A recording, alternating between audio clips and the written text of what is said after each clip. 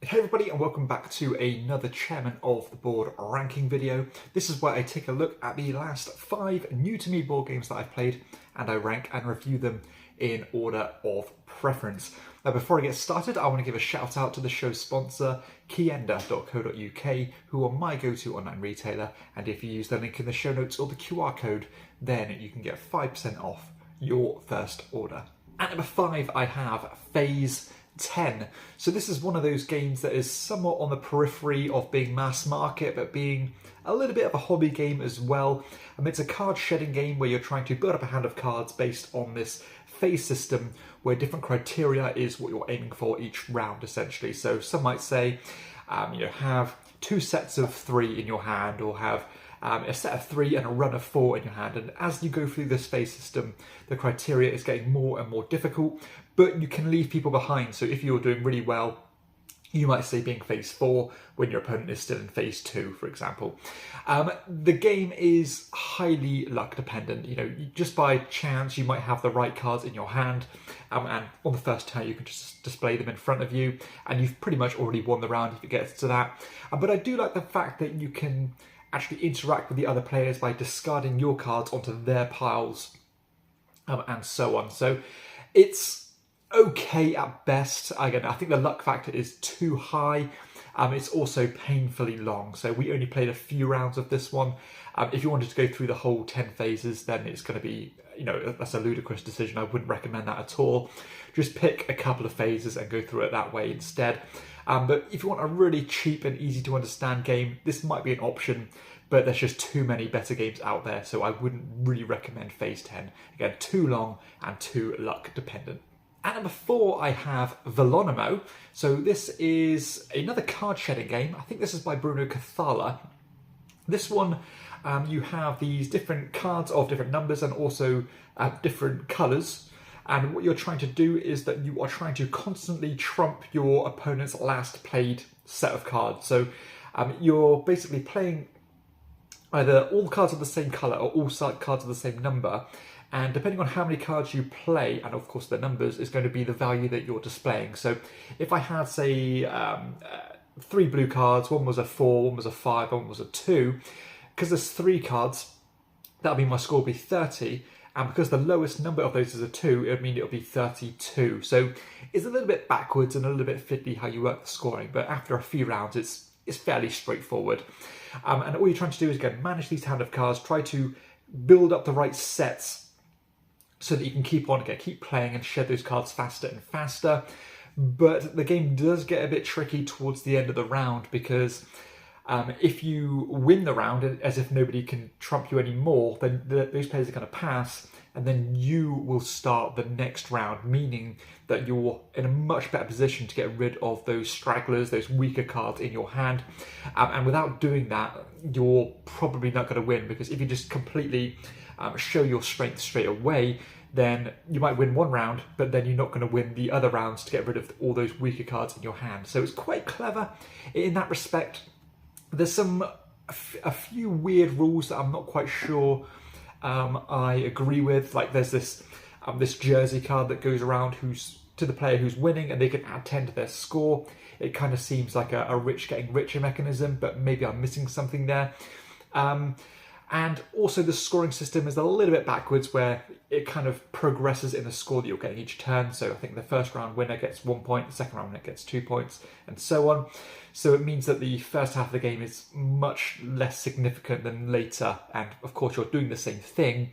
So that seems a little bit unfair at times, because you could be doing terribly, but then just win one round that gives you 5 points. Then you're in a really strong chance of winning. So I understand the catch-up mechanism, but it can feel a little bit wonky at times. But all in all, I enjoyed the game. I think it's a solid card game. I think there's better shedding games out there. I think I'd rather play something like Scout or something like Linko, but they do have some kind of crossover if it came to like a Venn diagram. They are somewhat similar. So a good one. I'd certainly play this one anytime. It's enjoyable, that's for sure. That is Velonimo at number 4. At number 3, I have an older game with Las Vegas Showdown. So this is a bidding and tile placement game as you are building up your personal little casino, trying to increase your capacity, but also trying to increase the money that you are getting. Each turn there's going to be a number of these tiles out of different sizes, and you're going to be placing your little bidding markers on these tiles on a kind of a currency track. The higher you go on these tracks, the more you're bidding essentially. And it has this mechanism a bit like Ray, where you're constantly trying to bump players off, where once everybody's settled on a different location, that's going to be the score, or what those players are going to pay to acquire those tiles. Again, tiles will either increase your money, your capacity, or just give you pure face value points. But there are also other things you need to consider, because when you place these tiles onto your board, you're trying to fill up certain areas of your player board to score some endgame points. You're trying to line up the doorways so that you can actually move through the casino. You get some additional points by connecting both your doorways together. And at the same time, you have to consider these kind of progress tracks or kind of technology trees where certain tiles will allow you access to the better tiles. So for example, you might have a simple slot machine, and if you have a slot machine on your board, you can then have access to the fancy slot machine and so on. And these tiles get quite interesting and of course get more expensive and also more more rewarding as well at the same time.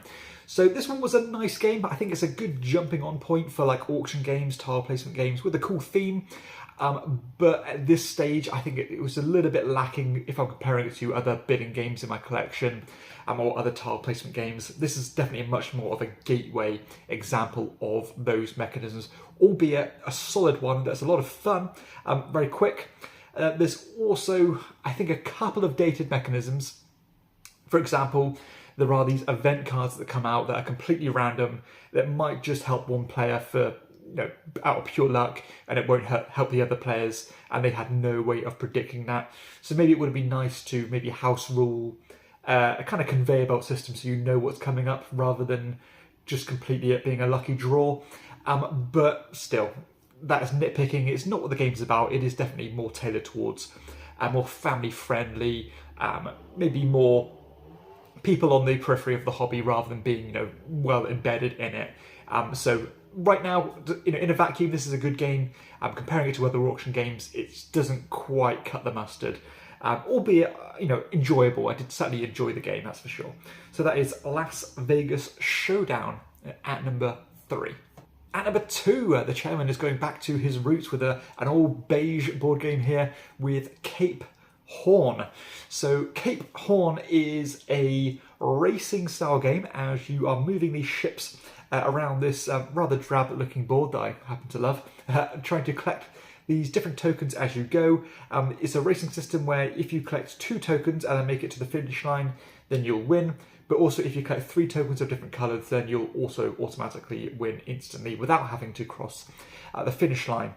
So there are a lot of racing games out there. I think a lot of them have a few similarities and they kind of feel the samey. This one appealed to me because it has such a different movement system where you're playing these tiles onto the board, and these tiles will show the direction you're moving in on your next turn, but also how many spaces you're going to move. And some of these tiles will move you forward, some will go diagonal, some will even go backwards. And you can even play tiles in front of other people to try and mess them up as well, so try to divert them in different pathways. It has this cool win system as well, where each round you're going to gain a win point, or you can even stay where you are and gain further win points.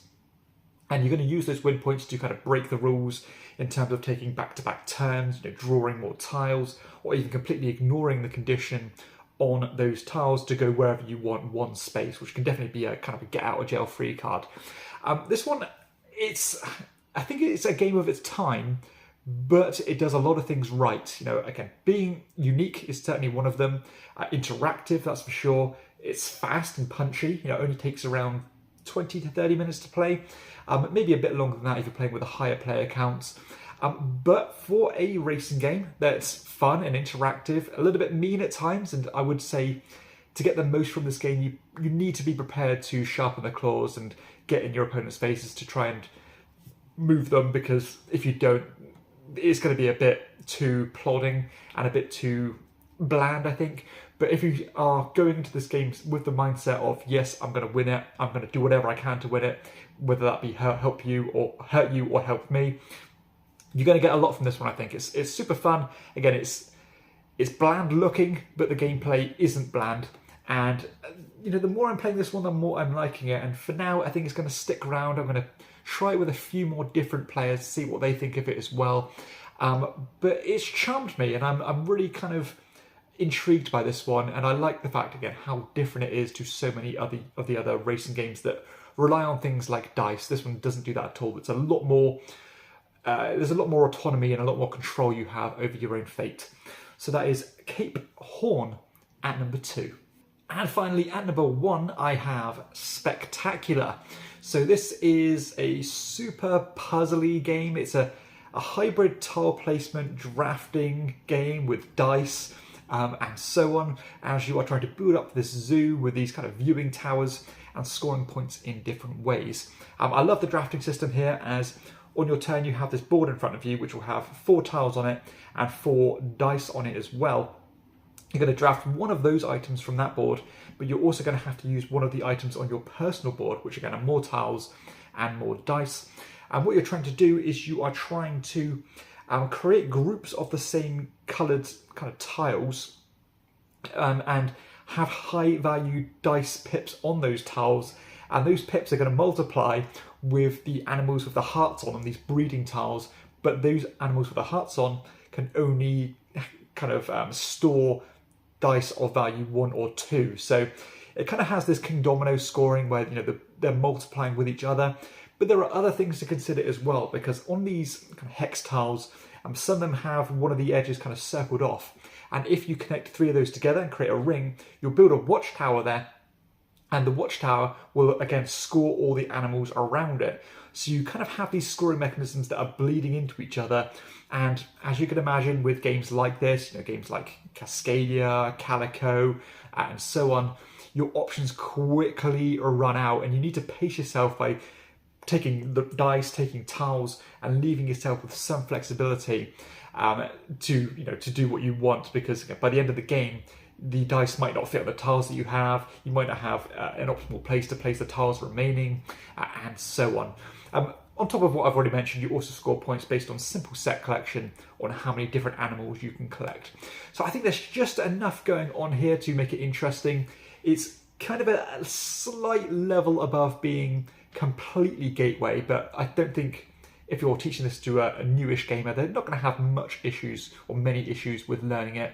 But that crunchiness is going to shine through. Again, I love that drafting system and the fact that you can actually quite clearly look about what's coming up. And you might think, well, if that dice is still remaining there when it comes to my turn, then I'm going to take this tile now and hopefully it's still there when it gets to me, and so on. But of course, that might not be the case. Now, I haven't played it with the additional objectives of these missions yet. So I've kind of played just the core game only. And even that in itself is thoroughly enjoyable.